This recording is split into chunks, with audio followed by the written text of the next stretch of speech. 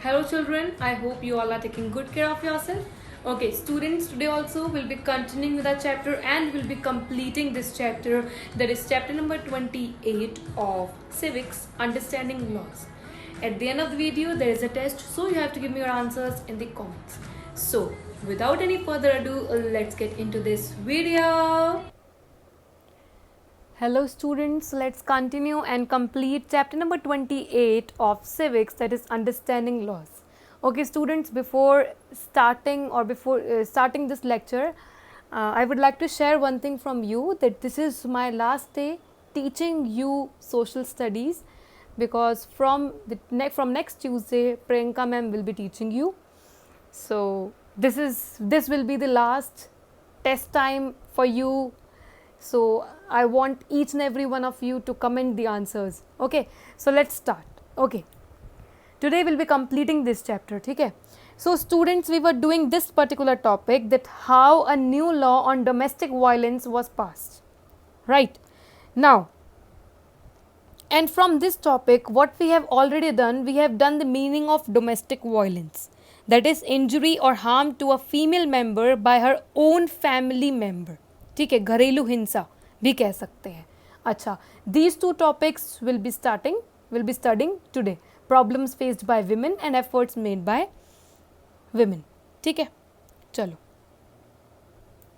So, the second subtopic that we'll be starting is the problems that were being faced by the women, and these problems we have already discussed in women reforms chapter as well. Now let's look upon it. First, क्या क्या problems women face कर रही थी, ठीक है. First, preference to male child were given more preference than female child, ये first problem थी. Second, female children were considered as a burden on a family. Female children were mere burden for the family, as family has to pay dowry at the time of their marriage. So she was a burden for the family. She was considered. No attention towards female education. Females were not sent to schools, as parents believes that in future they have to do household works. Then what is the point of sending them to school? So they were denied education as well. Then females were not paid equally for the same work as was done by men. For some same work done by males and females, there was a kind of inequality between their salaries. Salaries में भी inequality होती थी. Not given equal property rights, ये पहले की problems हैं. Females were not given equal property rights as men. Then so many instances of domestic violence, and there are so many instances, various number of instances and examples that shows that females are being ill-treated. There is domestic violence, sexual harassment and so on. So these problems are being suffered by women. ठीक है, अब हम करते हैं next topic कि क्या efforts किए women ने इन प्रॉब्लम से डील करने के लिए, ये सारी प्रॉब्लम्स को रिमूव करने के लिए. ठीक है, first, women oriented movements all over the world drew attention towards unequal rights given to the women. Various movements were started all over the world with the objective of bringing equality between men and women. These movements demanded equal social, political and economic rights for women. So there should be equality socially, politically and economically as well. तो हर spare से ही women को equality चाहिए थी, हर spare में. Throughout 1990s, need for new law giving protection to girls was raised. In 1990s, demand for establishing laws for the protection of girls increases की. अब girls को protection के लिए नए नए लॉज बनने चाहिए, नए नए रूल्स बनने चाहिए. तो ये डिमांड जो है ये रेज होने लगी, डिमांड इंक्रीज होने लगी कि हमको भी प्रोटेक्शन चाहिए, हमको भी domestic violence, ill treatment, sexual harassment से प्रोटेक्शन चाहिए. तो हमको भी लॉज चाहिए, हमको भी रूल्स रेगुलेशंस चाहिए जो विमेन को प्रोटेक्ट करे, विमेन के फेवर में हो. In 1999, group of lawyers took the lead in drafting the Domestic Violence Prevention and Protection Bill. A bill, that is Domestic Violence Bill, was introduced. नहीं, 1999 में क्या हुआ? Women started gaining support from lawyers as well. Lawyers से भी women को support मिलने लगा. ठीक है, तो उनको जो उन्होंने अपनी वॉइस को रेज करा था, तो क्या आने लगे, लोग उनके फेवर में आने लगे, उनके उनके जो भी ऑब्जेक्टिव्स थे उनको एक्सेप्ट करने लगे कि हाँ ये डिमांड होनी चाहिए, ये लॉ आना ही चाहिए. Finally a bill was introduce in the parliament in 2005. A bill, that is domestic violence bill, was introduced in 2005.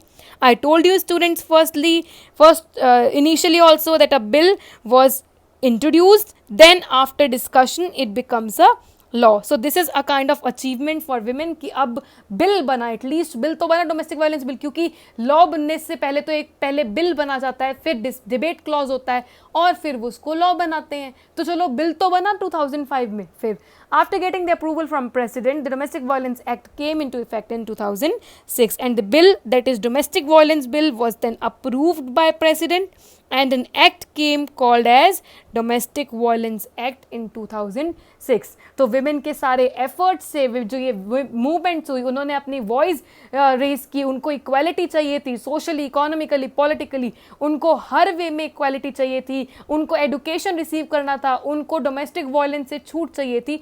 तो कहीं ना कहीं जाके उनका जो एफर्ट है वो क्या रहा, उनको उनके लिए एक ग्रीन सिग्नल बना, एक बहुत ही अचीवमेंट बना कि फाइनली एक डोमेस्टिक वायलेंस एक्ट आया 2006 में. मतलब जो भी अगर अब भी डोमेस्टिक वायलेंस कर रहा है तो women can file case against this particular act, and the person who is doing it, जो कर रहा है, उसको पनिशमेंट दी जाएगी. ठीक है, तो विमेन के एफर्ट से बहुत, क्योंकि विमेन्स बहुत सारे प्रॉब्लम फेस कर रही थी, तो उनके बहुत एफर्ट से, उनकी मूवमेंट से जो भी उन्होंने की, उससे finally domestic violence act introduce किया गया. It came into effect in year 2006. समझ आ गया कंसेप्ट? अच्छा, bad and unpopular laws. This is the next topic, bad and unpopular laws. Bad and unpopular laws and people's right to consent. Students, we all know that some laws are good and some laws are bad. कुछ law अच्छे भी होते हैं, कुछ law bad भी होते हैं, गंदे भी होते हैं. तो पहले तो उनके बीच में डिफरेंस करते हैं. ठीक है, फिर आगे चलेंगे कि गुड लॉज और बैड लॉज में डिफरेंस क्या है. ठीक है, किस तरह से वो एक कॉमन पीपल को अफेक्ट करते हैं. ठीक है, अच्छा, गुड लॉज गुड लॉज कौन से होते हैं? Laws for the welfare of people, जो हमारा अच्छा सोचे, जो हमारा वेलफेयर सोचे, वो लॉज होंगे good laws. Bad laws which are not for the people's welfare, लोगों के वेलफेयर के लिए नहीं होते, वो बैड लॉ होते हैं. ये तो बहुत कॉमन चीज़ है. सेकेंड पॉइंट देखते हैं, there is a spirit of acceptance and obedience. Good laws को सारे के सारे इंडिविजुअल्स एक्सेप्ट भी करते हैं, ओबे भी करते हैं, जबकि बैड लॉज को there is a spirit of opposition and dissent. कोई भी इंसान, कोई भी लोग, कोई भी इंडिविजुअल उसको ना एक्सेप्ट करेगा, ना उसको ओबे करेगा, बल्कि उसको अपोज करेंगे. उसके ऊपर हम एग्रेशन दिखाएंगे कि कैसा लॉ बना दिया जो लोगों के वेलफेयर के लिए ही नहीं है ना. चलो, these laws are pass by countries, pass for countries welfare. ये लॉ पास किए जाते हैं कंट्री के वेलफेयर के लिए. जबकि बैड लॉज में क्या होता है, sometimes parliament due to the pressure of majority passes these laws. Parliament को मेजोरिटी रूल करता है लोकसभा में, उससे प्रेशर आता है, और इस प्रेशर के चक्कर में, ये पैसा कमाने के चक्कर में पार्लियामेंट क्या करता है, कभी कभार बैड लॉज भी इंट्रोड्यूस कर देता है. अच्छा, गुड लॉज को तो कोई क्रिटिसिज्म नहीं बनता, कोई भी गुड लॉ को क्रिटिसाइज नहीं करेगा. मैं कोई भी गुड लॉ के, कोई ऐसा अच्छा लॉ जो लोगों के वेलफेयर के लिए, मैं उसको क्यों क्रिटिसाइज करूंगी, मैं तो अच्छी बात कहूंगी उसके बारे में. और वहीं बैड लॉज में क्या होता है, opposition criticises these laws by holding public meetings, writing in newspapers, reporting to TV etcetera. Opposition party होती है, जैसे बीजेपी ने सपोज एक लॉ पास किया, तो जो अपोजिशन पार्टी है, कांग्रेस है, जो कांग्रेस के लीडर्स लोकसभा में, वो क्या करेंगे, वो अपोज करेंगे इस चीज़ को. इसके अलावा कॉमन पीपल भी अपोज करेंगे. किस तरह से अपोज कर सकते हैं वो? पब्लिक मीटिंग्स करके, न्यूज़पेपर में लिख के कि ये ऐसा लॉ है जो कंट्री के वेलफेयर के लिए नहीं है, या फिर टेलीविजन में पब्लिश करके, टेलीविजन में रिपोर्ट करके. तो कहीं ना कहीं करके जो अपोजिशन पार्टी है, जो लोग हैं, जो क्या करते हैं, बैड लॉ को अपोज करते हैं हर वो वे से कि पार्लियामेंट के ऊपर प्रेशर पड़े, और इस प्रेशर से पार्लियामेंट क्या करे पार्लियामेंट, उस लॉ में चेंज लाए या फिर उस लॉ को हटा ही दे.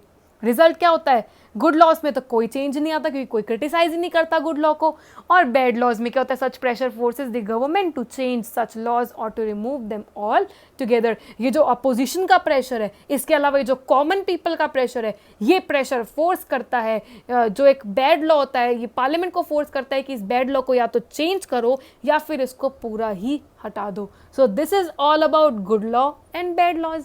समझ आ गया? जो अच्छे लॉ जो वेलफेयर के लिए होते हैं, गुड होते हैं और ये टिकते भी हैं, ठीक है। और बैड लॉज कौन से होते हैं, जो कंट्री के वेलफेयर के लिए नहीं होते हैं, कभी कभार प्रेशर पड़ने पर या फिर अपने थोड़ा पैसे इंक्रीज करने पर गवर्नमेंट कभी कभी क्या करती है, बैड लॉज पास कर देती है, पर वो टिकता नहीं है, वो टिकता नहीं है, उसको हम लोग अपोज करेंगे, उसमें हम अपोजिशन बहुत सारे आएंगे, उसमें हम उसको चीज़ को हम डिसेंट दिखाएंगे, तो फोर्सफुली क्या होगा, प्रेशराइज होकर पार्लियामेंट उसको चेंज करेगी। So this is all about good laws and bad laws. अब आप कहेंगे मैम अपने ये टॉपिक ही क्यों स्टार्ट किया, गुड लॉ बैड लॉ का क्या मतलब, इस टॉपिक का हम क्या, इससे आप क्या रिलेट करना चाहते हो, मैं बताती हूँ। During British rule also, people opposed certain unjust laws at the risk of their lives. Colonial rule में भी लोगों ने क्या करा, ऐसे हम लोग जैसे अब कोई भी लॉ पब्लिक वेलफेयर के लिए नहीं है तो हम उस लॉ को अपोज करते हैं, ठीक है। तो ऐसी चीज़ कॉलोनियल रूल, ब्रिटिशर्स के रूल के टाइम पे भी होती थी। जो ऐसे लॉज होते थे जो इंडियंस के फेवर में नहीं होते थे, जो सिर्फ ब्रिटिशर्स ने अपने सेल्फिश इंटरेस्ट के लिए लॉज बना रखे थे, ठीक है, उन लॉज, वो अनजस्ट लॉज जिसमें जस्टिस बिल्कुल नहीं था, जिसमें फेयर प्ले बिल्कुल नहीं था, तो लोगों ने अपनी risk at the risk of their life, मतलब अपनी लाइफ को रिस्क देकर भी क्या करा, ऐसे लॉज को क्या करा, डिसेंट करा, ऐसे लॉज को अपोज किया जो बैड लॉज थे। अब मैं आपको कुछ अनजस्ट लॉज बताऊंगी जो बिल्कुल ही गलत लॉज थे, और इन लॉज में होता क्या था वही बात करेंगे, ठीक है। अनजस्ट लॉज मतलब ऐसे लॉज जो कि इंडियंस को जस्टिस नहीं दिला रहे हैं, ठीक है, इसीलिए इंडियंस ने क्या करा, अपोज किया at the risk of their lives, अपनी लाइफ्स पर रिस्क करके, अपनी लाइफ को रिस्क पे डाल के उन्होंने क्या करा, ऐसे लॉज को अपोज किया। पहली बात करते हैं अनजस्ट लॉज, हमने बता दिया बैड लॉ और गुड लॉ का मीनिंग क्या है। अब मैं आपको बताऊंगी एग्जाम्पल्स कि कॉलोनियल रूल में बैड लॉज कौन कौन से थे, ठीक है। फिर मैं बताऊंगी आपको, इससे नेक्स्ट वाली स्लाइड में आपको बताऊंगी कि इंडियंस ने किस तरह से अपोज किया। फिर मैं आपको बताऊंगी इंडियंस के अपोजिशन से इंडियंस ने इस तरह से अपोज किया कि ब्रिटिशर्स ने क्या किया, इंडियंस के अपोजिशन से ब्रिटिशर्स ने क्या किया। फिर हम आगे कहानी चलती जाएगी। अभी के लिए हमने क्या पढ़ा है, गुड लॉ क्या होता है, बैड लॉ क्या होता है। अब हम क्या पढ़ेंगे कि कॉलोनियल रूल में भी ऐसे बहुत सारे बैड लॉज थे, कौन से थे जरा वो देखते हैं। फर्स्ट, वर्नैकुलर प्रेस एक्ट, मैं आपको पहले बता चुकी हूँ 1878। इसमें क्या था, only English papers would be published and there is restriction on issuing vernacular papers. Vernacular papers का मतलब क्या है, अपनी लैंग्वेज में, जो इंडियन, जो हिंदी की लैंग्वेज में होते थे, जो हमारी खुद की जो लैंग्वेज स्पीक करते हैं, स्पोकन लैंग्वेज होती है, उस पर नहीं, उस पर न्यूज़पेपर नहीं आते थे। न्यूज़पेपर कौन से, कहाँ से, कौन इशू करता था, कौन से पब्लिश किए जाते थे, जो इंग्लिश न्यूज़पेपर थे, ठीक है। वर्नैकुलर प्रेस एक्ट में रेस्ट्रिक्शन इम्पोज कर दी थी कि सिर्फ इंग्लिश न्यूज़पेपर आएंगे और जो इंडियन न्यूज़पेपर हैं वो आएंगे ही नहीं। और आपको पता है कॉलोनियल रूल में इंडियंस इतने एडुकेटेड भी नहीं थे, उनको इंग्लिश की इतनी ज़्यादा नॉलेज नहीं थी। अब वो इंग्लिश न्यूज़पेपर में कुछ भी डाल दें, कुछ भी इंडियंस के अगेंस्ट लिख दें, हमको तो पता ही नहीं चलेगा। तो एक तरह का क्या है, ये इनजस्टिस है। और अब देखें तो कितनी सारी लैंग्वेजेस में न्यूज़पेपर आते हैं, है ना। पहले के टाइम पे वर्नैकुलर प्रेस एक्ट के अकॉर्डिंग न्यूज़पेपर पब्लिश होंगे तो वो इंग्लिश में ही होंगे, हमारी लैंग्वेज में तो नहीं होंगे। तो ये क्या हुआ, एक तरह का अनजस्टिस हुआ। क्यों है इस तरह की इनइक्वालिटी, ये लॉ बैड हुआ नहीं हुआ? हाँ जी मैम, बैड लॉ हुआ ये। चलो सेकंड पढ़ते हैं, law on partition of Bengal 1905 में जो पास किया। इसमें क्या हुआ, Bengal was divided into west Bengal and east Bengal. अच्छा, लॉर्ड कर्जन उस टाइम पे थे, उन्होंने क्या किया था, लॉर्ड कर्जन ने ये बोल के कि जो बंगाल है इसकी पॉपुलेशन बहुत ही ज़्यादा है, तो उन्होंने क्या करा, बंगाल को दो पार्ट में डिवाइड कर दिया। वेस्ट बंगाल जो इंडिया में आ गई, ईस्ट बंगाल जो बांग्लादेश बन गई, ठीक है। तो इस चीज को भी लोगों के बिना परमिशन से, बिना लोगों से पूछ के अपने वेस्टेड इंटरेस्ट के लिए बंगाल को क्या कर दिया, डिवाइड कर दिया। इसको बहुत डिटेल में आएगा, ये वाला ये टॉपिक जो है लॉ पार्टीशन ऑफ बंगाल, ये डिटेल में आएगा आपके हिस्ट्री के चैप्टर में, तब अच्छे से पढ़ेंगे। अभी के लिए सिर्फ इतना समझो कि जो लॉ पास किया था लॉर्ड कर्जन ने कि ईस्ट बंगाल अलग हो जाएगी, वेस्ट बंगाल अलग हो जाएगी, तो लोगों ने बहुत ह्यूमिलिएट किया था उनको कि आप अपने इंटरेस्ट के लिए क्यों कर रहे हो, आप अपने अकॉर्डिंग क्यों कर रहे हो, आपने तो हमसे पूछा भी नहीं। और कहाँ से ये कौन सा ये रीजन आ गया कि पॉपुलेशन ज़्यादा है तो आप डिवाइड कर दोगे, ठीक है। तो एक ये वाला भी अनजस्ट लॉ था। फिर आया सॉल्ट लॉ 1930 में, imposing high tax on salt which is an essential item. अच्छा, सॉल्ट लॉ के अकॉर्डिंग सिर्फ ये इंडियंस पे होता था। सॉल्ट लॉ में क्या होता था कि देखो सॉल्ट हमको पता है, हम सारी वेजिटेबल में सॉल्ट यूज़ करते हैं। सॉल्ट का एक बहुत ही असेंशियल, बहुत ही बेसिक अमेनिटी है, एक बहुत ही बेसिक आइटम है। और इस चीज़ पे क्या करने लगे ब्रिटिशर्स ने, सॉल्ट लॉ बनाया जिसमें वो सॉल्ट को अगर आप खरीदोगे तो आपको इतना ज़्यादा टैक्स पे करना पड़ेगा, और ये सिर्फ इंडियंस को पे करना था। तो ये भी क्या हुआ, एक तरह का इनजस्टिस हुआ कि आप इतने असेंशियल आइटम पे इतना ज़्यादा टैक्स चार्ज कैसे कर सकते हो। कोई नमक के बिना कोई सब्जी आप खा सकते हो? नहीं है ना, कोई टेस्ट नहीं है ना, नहीं है ना। उस टाइम पे सॉल्ट पे इतना ज़्यादा टैक्स लगा दिया था कि लोगों को सॉल्ट ही नहीं वो कंज्यूम कर पा रहे थे। तो अगेन ये क्या है, एक अनजस्ट लॉ है जो इंडियंस में इक्वालिटी शो नहीं करता, इंडियंस और ब्रिटिशर्स में, भाई ये तो इनइक्वालिटी हुई। तो ये कुछ अनजस्ट लॉज थे जो कि ब्रिटिशर्स ने बनाए थे, और इंडियंस ने इन लॉज को क्या करा, अपोज किया, अपनी लाइफ को रिस्क पे डाल के। किस तरह से अपोज किया वो देखते हैं। Reactions of Indians regarding these unjust laws, किस तरह से अपोज किया। फर्स्ट, दे स्टार्टेड, सत्य का मतलब ट्रुथ। हम ये करेंगे, हम सत्य के राह पे चलेंगे, हम ट्रू पाथ है, हम उस जगह चलेंगे, और जो सच्चा रास्ता है वो यही है कि हमको इनइक्वालिटी रिमूव करनी है, तो हम इसी जगह जाएंगे, हम इसी पाथ में जाएंगे, चाहे हमको अपनी लाइफ को रिस्क भी देना पड़े, ठीक है। अच्छा, फिर दांडी मार्च किसने की थी, महात्मा गांधी जी ने की थी, सॉल्ट लॉ को एक तरह से वॉयलेट करने के लिए। So basically Gandhi ji marched from his ashram at Sabarmati to Dandi. तो उन्होंने दांडी मार्च की थी, और उस मूवमेंट को जो यहाँ से वो मार्च करके गए अपने आश्रम से दांडी, उस चीज़ को दांडी मार्च बोला गया है, ठीक है। और दांडी मार्च क्यों की गई, सॉल्ट लॉ भी मैंने आपको बताया ना, अनजस्ट सॉल्ट लॉ, उस चीज़ को अपोज करने के लिए, उस चीज़ को वॉयलेट करने के लिए दांडी मार्च किया गया। फिर refusing laws and orders to the government, Indian से करने लगे, जो भी लॉ ऑर्डर गवर्नमेंट पास करते थे उसको रिफ्यूज़ करते थे, हम नहीं मानेंगे क्योंकि आप हर चीज़ में इनइक्वालिटी दिखा रहे हो, हम आपको सपोर्ट नहीं करेंगे, हम इस चीज़ को एक्सेप्ट नहीं करेंगे। हड़ताल, strikes and demonstrations across the country, हड़ताल होने लगी, स्ट्राइक होने लगी, एग्जीबिशंस किए जाने लगे। क्यों अक्रॉस द कंट्री क्यों करे जाने लगे, दिखाने के लिए कि कितने ज़्यादा ऐसे लॉज बना रखे हैं जो कि हमारी कंट्री, मतलब हम इंडियंस के लिए क्या हैं, एक तरह से अनजस्ट हैं, वो हमको जस्टिस नहीं दिला रहे हैं। तो इसके लिए हड़ताल की गई, स्ट्राइक्स किया गया। अच्छा, फिर बॉयकॉटेड फॉरेन गुड्स, इंडियंस ने फॉरेन गुड्स को बॉयकॉट किया गया।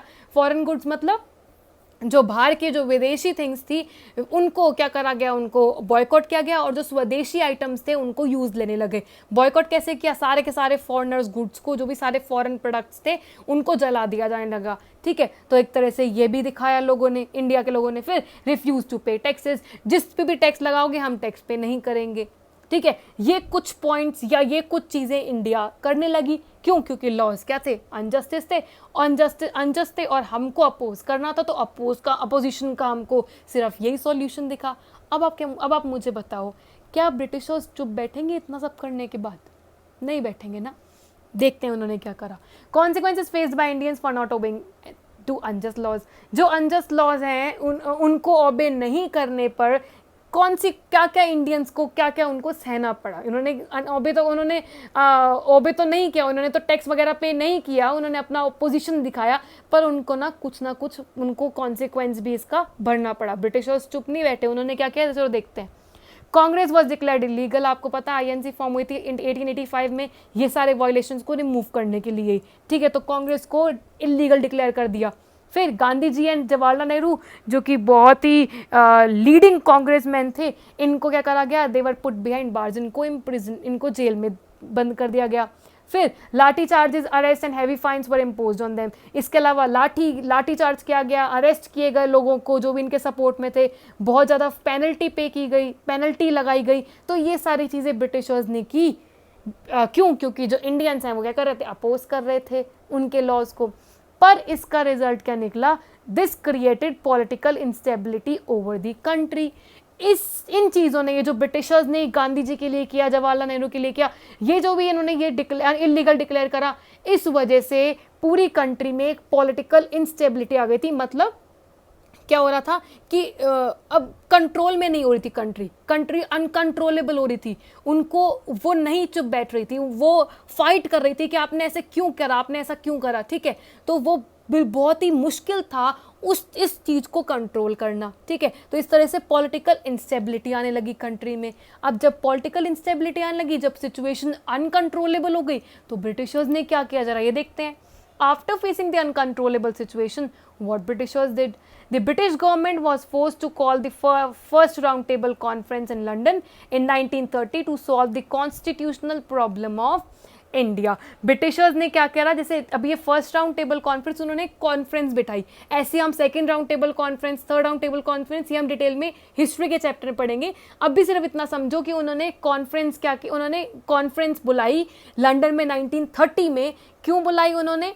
To solve the constitutional problem of India. India में जो ये इंस्टेबिलिटी, ये जो अनकंट्रोलेबल सिचुएशन होती थी, इसको कंट्रोल करने के लिए ब्रिटिशर्स ने क्या करा, ब्रिटिशर्स ने कॉन्फ्रेंस बुलाई।